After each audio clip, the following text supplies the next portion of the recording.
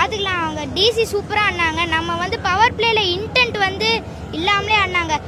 Intend இருந்துச்சு, ஆனால் அவங்க சரியாக ஆடல. ருத்ராஜ் வராரு, ஒரு பவுண்டரி எஸ்ட் அவுட் ஆறாரு, அதில் ஒரு யூஸுமே கிடையாது. ருத்ராஜோட அந்த டேலண்ட்டே அவர் நின்று ஆடினாதான் டீமை கொண்டு போய் ஜெயிக்க வைக்க முடியும். ஃபஸ்ட்டு இவங்க ஏன் போலிங் எடுக்கிறாங்கன்னே தெரில. இன்றைக்கி விடுங்க, லாஸ்ட் 3 மேட்சஸாக ஏன் தான் போலிங் எடுக்கிறாங்களோ. அவங்க 180+ சேஸ் பண்ணதே கிடையாது இது வரைக்கும். ஒரு 4 இயர்ஸாக அவங்களோட ஸ்ட்ரென்த்தே ஃபஸ்ட் பேட்டிங் ஆடி ஆப்போனண்ட்டை ப்ரெஷரில் போடுறது தான். ஏன் இப்படி பண்ணுறாங்கன்னு தெரில. இப்போ வந்து மோஸ்ட்லி வந்து இப்போ 200 மேலே அடித்தாலே சிஎஸ்க்கு வந்து அதை சேஸ் பண்ணிடுவாங்க. இப்போ வந்து 180 தாண்டல.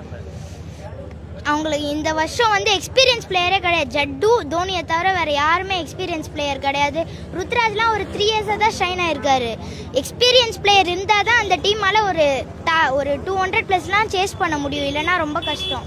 தோனி இப்போ வந்து கடைசியாக இருக்கிறாங்க. ஸோ முன்னாடி இறக்கி விட்டால் டீம் வின் பண்ணுறதுக்கு இப்போ கடைசியாக இறக்கி என்னங்க, அவர் இன்டென்ட்டே இல்லாமல் ஆடுறாரு. அதில் என்னன்னே தெரில.